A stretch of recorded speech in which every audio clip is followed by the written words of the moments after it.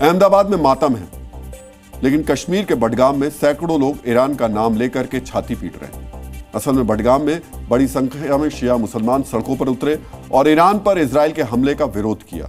सोचिए, कश्मीर के बडगाम से ईरान की राजधानी तेहरान की दूरी 2100 किलोमीटर है, जबकि बडगाम से अहमदाबाद की दूरी सिर्फ 1200 किलोमीटर। साथ ही अहमदाबाद में यह हादसा कल हुआ। ये लोग चाहते तो प्लेन क्रैश में मारे गए 241 लोगों को श्रद्धांजलि देने के लिए आज सड़कों पर आ सकते थे, लेकिन इन्हें ईरान पर हुआ हमला ज्यादा महत्वपूर्ण लगा, जिसका विरोध करने के लिए बडगाम में ये भीड़ सड़कों पर आ गई और नारेबाजी करने लगी। हम ऐसे लोगों से ये नहीं कह रहे कि ये ईरान पर हमले का विरोध क्यों कर रहे हैं। हमारे देश में किसी को भी कानून के दायरे में रहकर विरोध प्रदर्शन करने का अधिकार है। हम ये भी नहीं कह रहे कि अहमदाबाद हादसे पर ये अपनी संवेदना जाहिर ही करें, पर हम इन लोगों को बस इतना कहना चाहते हैं कि अगर घर में मातम हो तो पहले उस पर ध्यान देना चाहिए, ना कि विदेश में हो रही घटनाओं पर।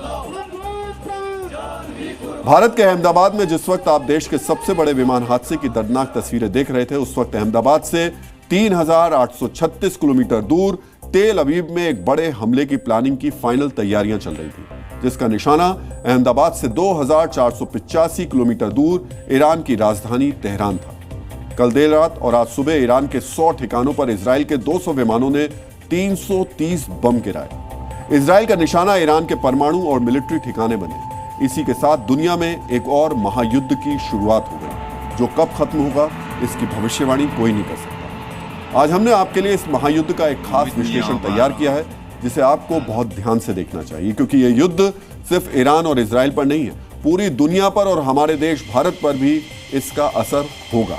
इस विश्लेषण में हम आपको दिखाएंगे इजराइल की खुफिया एजेंसी मोसाद ने इस हमले की प्लानिंग कैसे की, जिसकी ईरान के कानो कान खबर नहीं लगी, लेकिन ईरान की टॉप मिलिट्री लीडरशिप और बड़े परमाणु ठिकाने खत्म हो गए। इजराइल ने ईरान को परमाणु बम बनाने से रोकने के लिए बड़ा हमला किया, लेकिन ईरान इसका जवाब कैसे देगा?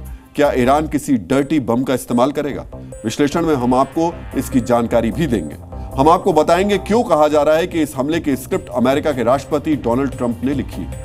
हम ईरान पर हमले के बाद सऊदी अरब की खुशी का भी विश्लेषण करेंगे और इस विश्लेषण के आखिर में हम आपको बताएंगे इस युद्ध का भारत पर क्या असर पड़ेगा।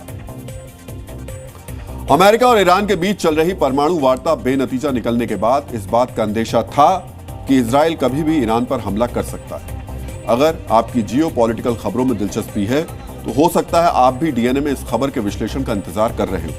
पिछले 20 घंटों में इजराइल के 2 भीषण हमलों में ईरान के 6 मिलिट्री और परमाणु ठिकाने तबाह हो चुके हैं। इसके अलावा 20 ईरानी कमांडर्स की मौत हो चुकी है, जिसमें ईरानी सेना की सबसे ताकतवर core Islamic revolutionary guard core यानी IRGC के कमांडर हुसैन सलामी और ईरान के सेना प्रमुख जनरल मोहम्मद बाघेरी भी शामिल हैं। सोचिए, युद्ध के पहले वार में किसी देश की मिलिट्री लीडरशिप नष्ट हो जाए और वो दुश्मन के हमले को रोकने में पूरी तरह नाकाम हो जाए तो उसके लिए ये कितना बड़ा झटका है। जी न्यूज़।